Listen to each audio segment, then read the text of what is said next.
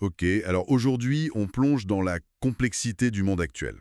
On a épluché pas mal de documents, des analyses géopolitiques, économiques, technologiques, Oui, et tout ça dessine un tableau assez mouvant, très interconnecté. c'est ça.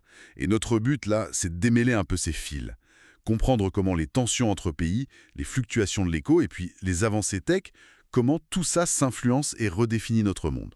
Un sacré programme, hein. Ah oui. Commençons par la géo. Les sources insistent sur une escalade récente dans une région spécifique. Un point chaud, quoi. Hmm. Où plusieurs grands acteurs sont impliqués, si je me souviens bien. Exactement. Et ce n'est pas juste local. Les analystes craignent des répercussions bien plus larges.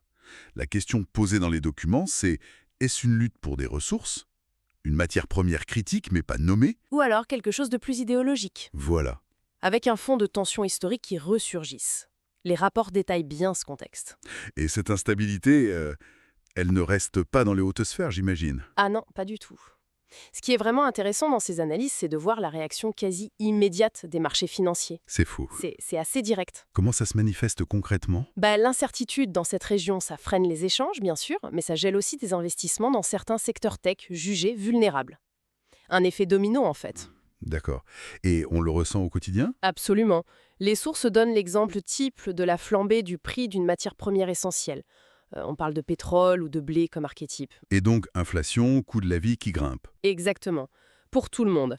Mais attention, les documents montrent un débat sur la cause exacte. Est-ce que c'est seulement les tensions Où géopolitiques est-ce qu'il y a... ou est-ce qu'il y a autre chose? Où est-ce que les politiques monétaires, les discussions dans les banques centrales, tout ça, est-ce que ça amplifie le phénomène? Les avis divergent sur le poids de chaque facteur. C'est complexe. Et c'est là que la technologie devient vraiment un acteur clé, non? Je pense à l'IA, la cybersécurité. Oui, ce ne sont plus des sujets de niche, c'est clair. C'est au cœur des stratégies de puissance maintenant. Les sources parlent même d'une véritable course aux armements numériques. Ça évolue à une vitesse folle, apparemment. Tout à fait. Il ne s'agit plus juste de se défendre. Non, et il y a un exemple cité dans les documents l'illustre bien. Une cyberattaque très sophistiquée contre une organisation mondiale dans un secteur vital, énergie ou finance, on comprend. Pas nommé, mais on voit le genre. Oui. Et le but, c'était pas juste voler des données, mais potentiellement déstabiliser une infrastructure critique.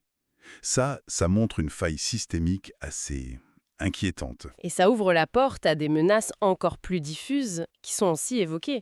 La désinformation via IA, par exemple. Ou des attaques sur les services publics. Eau, électricité. Voilà.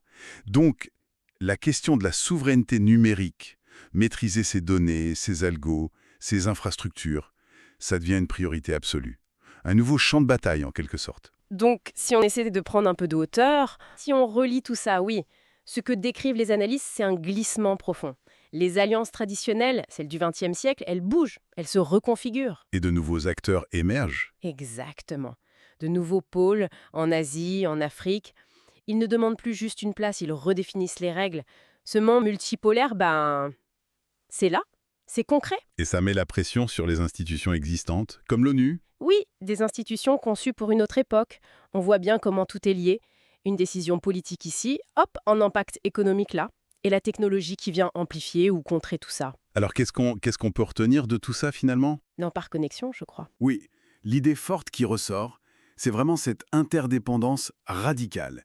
Géopolitique, économie, technologie. Ce n'est pas séparé, ce sont les pièces d'un même puzzle complexe qui est en train de changer de forme. Vouloir les comprendre isolément, c'est un peu passer à côté de l'essentiel, hein. Tout à fait. Et ça nous amène à une question de fond, pour la suite. Une réflexion qui va un peu au-delà des lectures. Ah oui. Laquelle? Dans ce monde si interconnecté, si rapide, où l'incertitude est la norme, quelle est la compétence, individuelle ou collective, la plus cruciale à développer? Est-ce que c'est l'agilité?